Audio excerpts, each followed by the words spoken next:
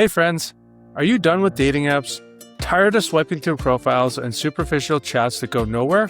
Well, swipe left on those boring rituals. Introducing DoneWithDating, the free podcast-driven dating platform that's bringing human interaction back. We sit down with incredible singles for real conversations on our weekly podcast. Listeners like you get to know them deeply, then apply to date guests or step into the mic yourself. Plus, we host experts that discuss the dating world and provide advice on self-improvement techniques when you are taking a break from dating or focusing on yourself. Made for the bold, built for connection. Your dating journey redefined through the mic. Head to donewithdating.co right now and apply. It's all free. Your perfect match is one episode away. Hi, everybody. I'm here today with Allison Brenner from InnerVue, and she's going to talk to us about the importance of understanding oneself and self-introspection, amongst other things, looking at trying to analyze our blind spots. Allison, thanks for coming on today. Tom, thank you so much for having me. I'm really looking forward to our interaction in the show. All right. Well, do you mind just starting with telling the listeners what you do and what your company does for people, please? Sure. So just for a little bit of background, I started off as a psychotherapist for a few years and decided that my calling really wasn't mental health per se, but I loved the study of psychology and the study of behavior. And I was always fascinated with, why do people do the things they do or make the choices they make? I had rolled into industrial organizational psychology, where I've worked for almost 30 years. And some of my clients were asking me, given your background, could you maybe do some coaching for us? So I went and got certified as a coach and began providing coaching services, which I've done for about the last 18 years. And one of the things I've noticed, not only from my own experiences in my personal life, but also from my professional life, was the common theme around people not being fully aware that they even have blind spots, aside from obviously not knowing what the blind spots are by definition of the label. And I would find some really significant leaders in all kinds of organizations that didn't really have the awareness that how they see what happened in a room is not necessarily the same way everybody else in the room saw it. And so, sort of time and again was this theme around self-awareness and its sister, other awareness, relational awareness of kind of what goes on between you and me, not just within me. And so all of that it prompted me to create InnerVue. And this company is basically like a 360-degree multi-rater assessment, but it is for everybody. It is for anybody. You don't have to be an executive in a big organization. You could be a solopreneur. You could be in a small company. You could be early career. Maybe you're newly married. Maybe you're dating and on the market. Maybe you're a new parent, and different changes in your life leave you to go, how am I showing up in the world? How do other people see me? How do they receive me? What is it that I don't know about how I'm coming across? And so that was how InnerVue was found. And we talked before we started recording the show about how when I was in the bureau, we had the 360 interview process. And as a manager, my employees were interviewed about me, my peers were interviewed about me, and my bosses were interviewed about me. And it really gave us a good feel of what our blind spots might be. And in my case, it was communication. Oftentimes, I could always be better. And so I've always worked on that. How in the case of the dating world, I'm sure people in the dating world have blind spots about how they come across, whether it be their profile, whether it be them at a table or somewhere at a date. How can someone use something like a 360 feedback process to understand why their relationships keep following the same patterns? That's a good question. First, I want to say, kudos to you for receiving the feedback that you are challenged with communication. And here you are running a podcast, a successful podcast where your main purpose is communicating. So I love that. Lean into it. Thanks. So to answer your question about the people in the dating market, we don't experience ourselves the way other people experience us. And I would say that in dating, most people become detectives of everyone else's behavior, but but they often remain largely unfamiliar with their own impact.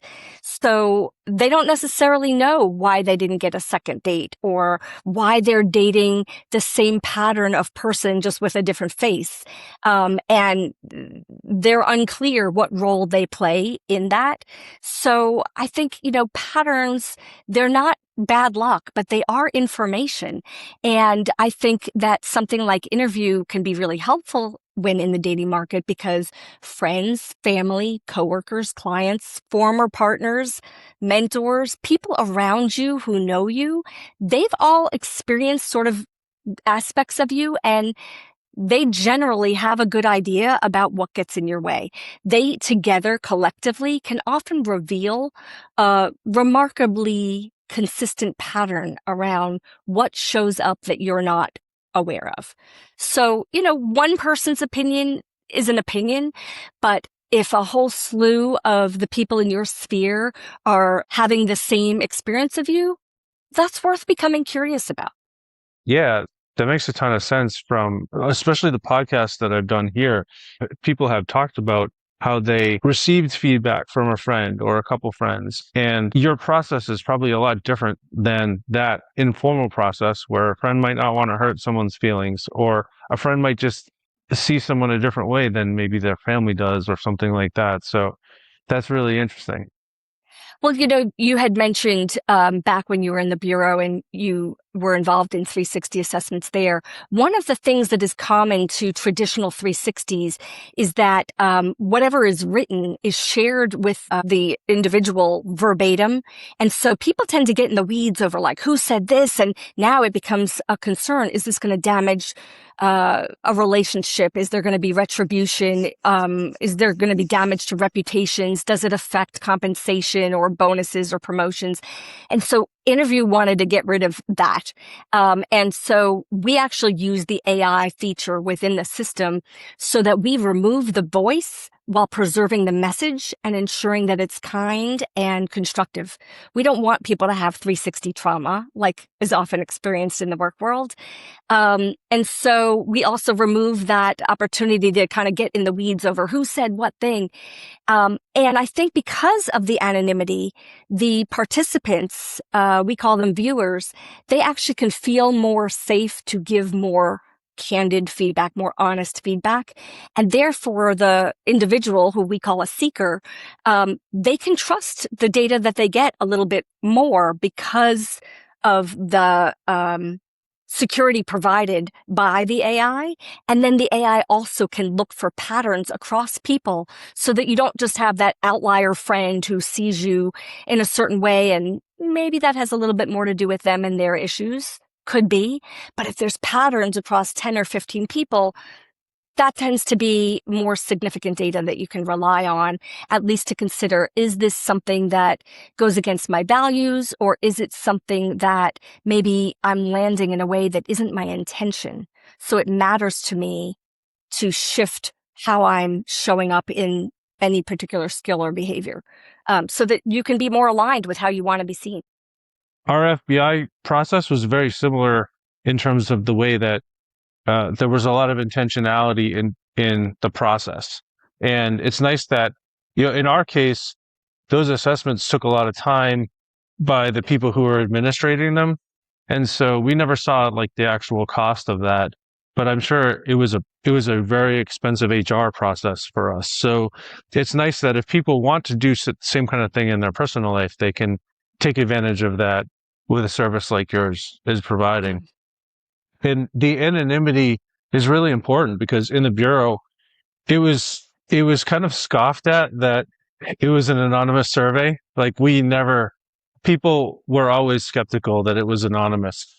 But generally it was. I mean, unless someone spoke with a really specific voice in terms of how they write, you really couldn't know who it was. And they did try to anonymize the feedback a little bit like that too. So I can tell you it's a really powerful tool.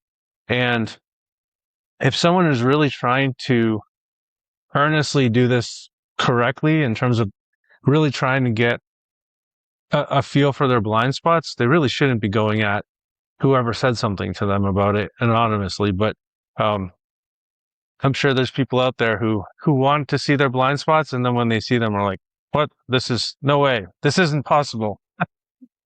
You are correct. Yeah. So how do you handle people like that? If you have someone who comes in, let's say they're very optimistic, they come in, they're like, I'm not sure that I have any blind spots. I feel really good about myself. And then you do this assessment and they've got people who say to them, well, they really just are blind to this thing here, and it's a common theme. How do you deal with that? So, that's an area where InnerVue offers a few different levels, a few different ways that you can access the product. You can buy an InnerVue assessment and sort of get your data and dive in a self-guided way. We provide a knowledge base once you get your report, where there are actually little videos and worksheets and other resources to help you take action on the things that matter to you.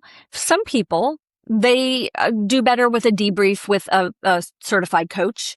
And so we can provide coaching either in that 90-minute debrief or ongoing monthly coaching for people who struggle more with the identification of their blind spot areas and could use some more support. But another thing that I wanted to just add about that is blind spots aren't all bad. Like, we shouldn't think of them as that. In some cases, one of the things that InnerVue reveals are your hidden strengths too.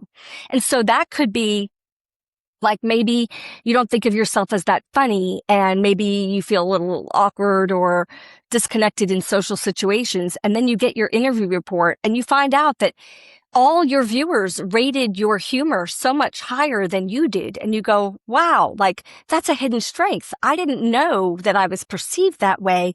Maybe I stand a little taller. Maybe I have more confidence. Maybe I'm a little more self-assured because I learned that, I do have humor, or because my composure scores, people really rely on me in stressful situations, or maybe they find me a really encouraging person and I'm the one they go to when they're struggling. I didn't know that about myself.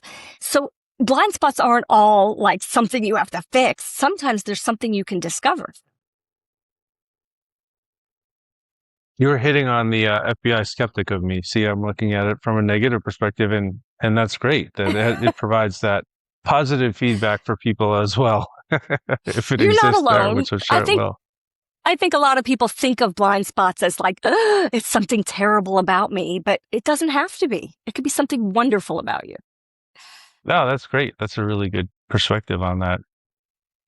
So I've worked, I've been single for about 5 years in terms of post-divorce and in and out of relationships. I read a book about emotional intelligence in dating, and this kind of feels part of that process in terms of, someone taking the time and putting the effort in to try to identify who they are, maybe their identity and things like that. And so what do you see emotional intelligence play as a role in modern dating, and then in building some connections once you find someone? It's a great question. So I would frame it a little bit differently, that emotional intelligence isn't only about like regulating your own emotions. It's also noticing the emotional impact that you have on another person. So can someone feel emotionally safe with you? Do people leave interactions feeling seen? When conflict happens, do people become more open around you or more guarded around you? Like, can you recover after a misunderstanding? Those are all aspects of emotional intelligence, but they are relational. And so the goal isn't simply to understand your own emotions, but it's also to understand the emotional experience that people consistently have around you, because that can be an area where, someone could think, oh, but I'm so, I don't know, so attentive to the other person. How could they feel anything but that? The other person might feel like you're drowning me, or controlling me. And so to find out how other people are seeing your intention actually land can be really helpful in helping you shift. Oh my goodness. Like I felt so sure that I had, like pure intentions and that everybody would see it. And sometimes they don't. So finding out through something like an interview can be a wonderful way to say, to notice for yourself, gosh, I know my intention is pure. I just need to shift behavior a little bit so that it comes out the way I want it to. Excellent perspective on that. I just have a funny story for you, but when I was a intelligence analyst, a supervisor in the FBI Boston office for part of my career, I have some hearing loss from the military and things like that. So I really focus when I'm trying to listen to someone, almost stare and like stare at their lips too. Like I'm really intently trying to listen.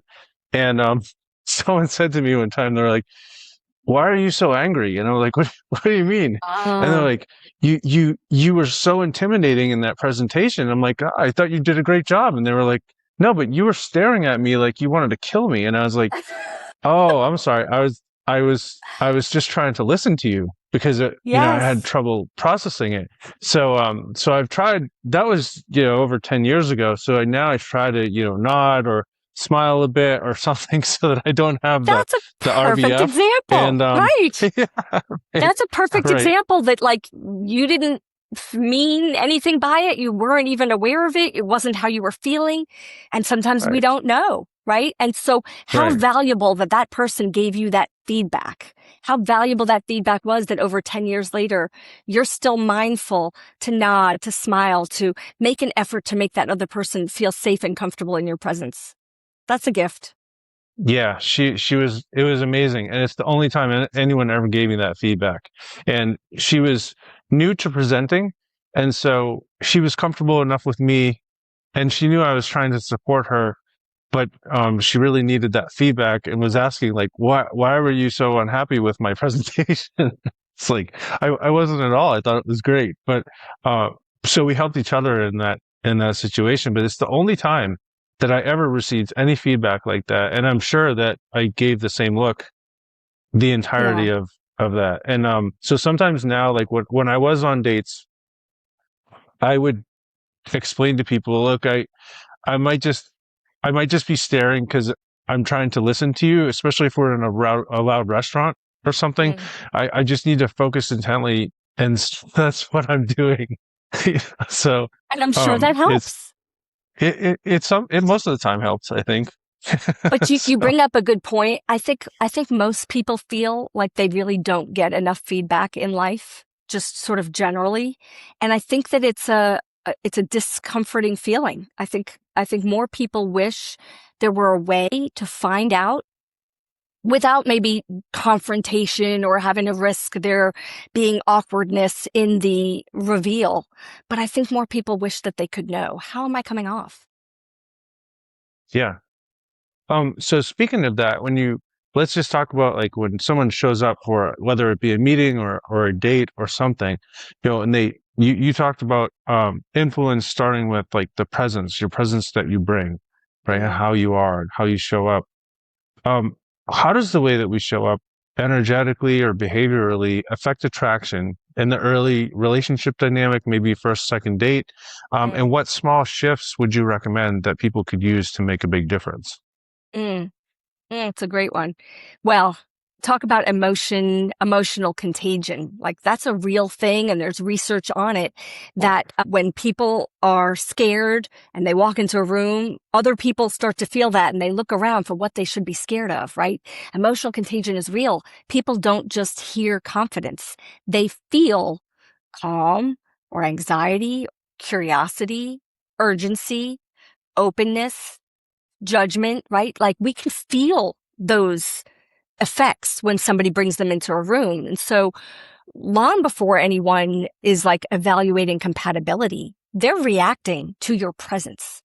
So, kind of like I talked about a minute ago, like someone might think they're confident while someone else experiences them as intimidating, or maybe someone thinks that they're easygoing where others think they're emotionally unavailable. So it's a good idea to find out what the experience is so that you can know, like, are you on target, or maybe there's a shift and you're coming off in a way that you don't realize. So in terms of those first couple of dates, knowing, kind of having a greater awareness, even pausing, even without interview feedback yet, pausing to think, what's it like to be on the other side of me? I mean, that really is like the whole premise of InnerVue, is finding out what's it like to be on the other side of me. And so while it is a bias that we all have, we can't really know, it does help. You asked like, what's a technique or something people could do, even to just pause and ask themselves that question before they leave the house for that first date. What is it like to be on the other side of me? And what is the takeaway I want that person to have when they leave our encounter together? What do I hope they walk away feeling? I find both in the office and in the dating world, when people are going into meetings, if they pause and have that reflection before they go in, they have much more success coming out of it having been a positive experience. So, presence isn't, just like what you're trying to project. It's what people consistently experience from you. And so thinking about what is that presence you want to convey and how do you want them to feel on the other side of it? And it's similar to like just taking a deep breath and just kind of pausing for a second before you walk into a room. Or is it more of the combination of that and then this whole mental exercise that you do as you're approaching a room or something that you're walking into Yeah. or a date? It's really the intention. It's getting clear on the intention. It's always good. Breathing is always good. Always good to pause. Always good to take a breath. Always good to compose yourself.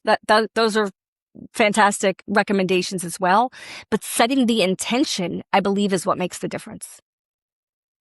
Being really clear on it, being intentional, and being like conscientious. How do I want this person to feel? Really helps you move into conveying that space. Yeah. So if I am stuck in an hour of traffic, where are you from, by the way? Where are you I'm in podcasting Austin, from? Texas. Ah, I love Texas.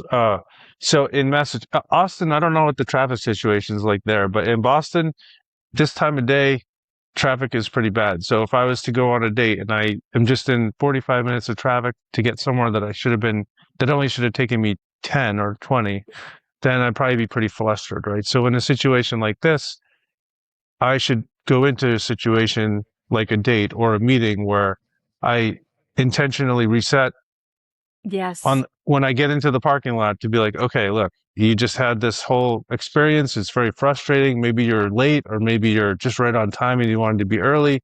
You got to reset and reset your mindset so that you walk in and you're not bringing the trauma of your ride with you. That's more of what you're 100%. talking about, right? 100%. Like, okay, this was really frustrating and somebody cut me off 3 times, but do I want to bring frustration in to meet this person? What do I want to bring in to meet this person? And just by thinking about it, you can be in choice and like much more likely to let it go and choose the impact that you want to have consciously. Absolutely. And I will say, I'm originally from New York and I've lived in LA and I've lived in DC. So I know real traffic. And I'm sorry, Austin people. I know you all think the traffic here is really bad, but it's not that bad. Well, that's good to know if I ever go down there and visit and I'm driving around. It's been a while since I've been there. So, Yes, you okay. should come So on down. definitely. Oh yeah, I love Texas.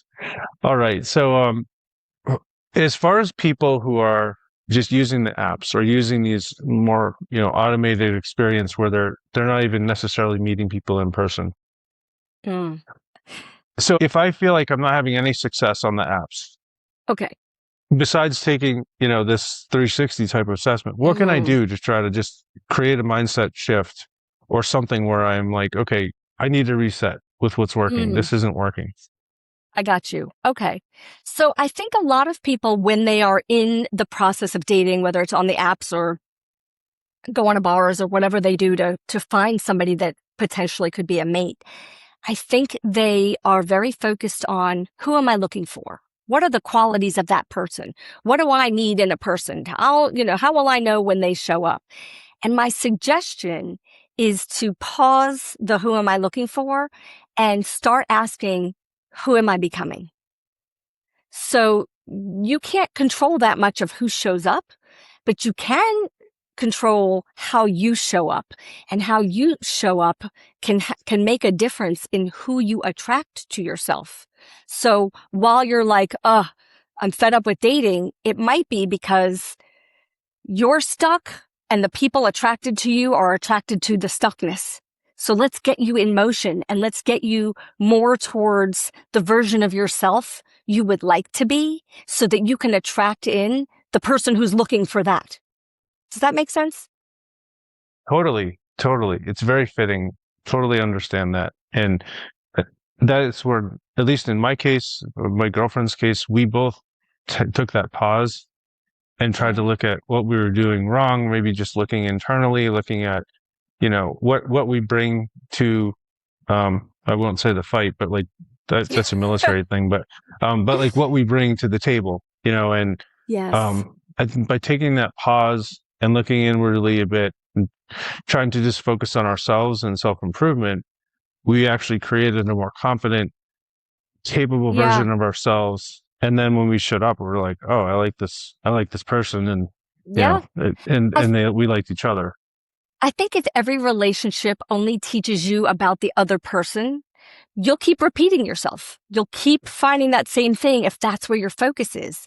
And I'd also say that like high achievers tend to optimize everything except themselves, right? So high achievers will optimize their career, maybe their health, maybe their finances, but they will rarely seek objective feedback on how they actually impact people. And, that puts them sort of in a disadvantage for not knowing, right? We contact personal trainers to help us with our health, with our fitness. And we, might have a therapist or a coach to help us with our mindset, but we don't really work on how are we impacting the people around us. And, that it takes different muscles. Relationships require different muscles. So we have to do something to help build them. So this ties right into my last question here, which was, how can someone apply leadership principles into their romantic life when they come into maybe a first date or they're starting a blossoming relationship? Things like principles like assessment or clarity or, taking accountability for things that they've done in that relationship or in their past. Yeah. That's a good one. It's funny, and we talked about this a little bit in terms of your past experience with the FBI, but in business, we have performance reviews, we have metrics, right? We have KPIs and engagement surveys and customer feedback and, all that. And yet the most important relationship of our lives has none. Like that dating relationship, that partner who's going to like be your person, and there's no data, there's no feedback for that. And so then we sort of expect, romance to run entirely on intuition. And so how can we bring sort of what we lean on in our professional worlds to be more confident leaders, both intrapersonally and interpersonally? How can we bring that into our relationships? And I think it's really important in the workplace and in the relationship to say, what part did I play? It's not pointing fingers. It's not a fault. It's just saying, where do I play a part? And everybody plays a part in everything. There is a part in even the worst of relationships. There's something about how those two people show up that even have them engaging in the first place. So, it's not about pointing fingers and it's not about blame, but being willing, having the courage and the will to say, what part do I play? What do I bring to that table? And do I want to keep bringing that? Or what can I shift so that the time at the table looks different or plays out differently? So I think that's a really different question than why do I keep attracting these people? It's what part do I play? And I think that can take you to a new place. Certainly, that makes a great amount of sense. And accountability is an iterative process, right? You should be taking accountability for your past actions, figuring out what role you played in previous relationships, whether it be friendships or romantic relationships. And then even just at the table, like if you're getting into an argument with someone, taking accountability for your part of that argument, right? As it is happening maybe in real time. Absolutely. And I think, just in the context of having an argument with your partner or somebody that you're dating, one thing that I have found to be really useful in my clients when I'm coaching is to consider that rather than having yourself on one side of the table and that other person on the other side of the table, and like you're both sort of pointing fingers back and forth, if you can figuratively think about your partner being on the same side of the table with you, standing next to you like a partner, and the issue is on the other side of the table. Like, how do we be teammates? How do we be partners at looking at the problem? And the problem's over there. It's not the person that you're in the relationship with. I think that helps people often get into a different mindset and kind of be able to work collaboratively with dealing with the problem rather than making their partner the problem. And maybe that helps save some relationships so people aren't having to be out there dealing with dating quite so soon. Yeah, that's a great perspective. I had never even thought of that. Although I've sat with people side by side at at a restaurant or something, but that's a great idea in terms of picturing that. Yeah.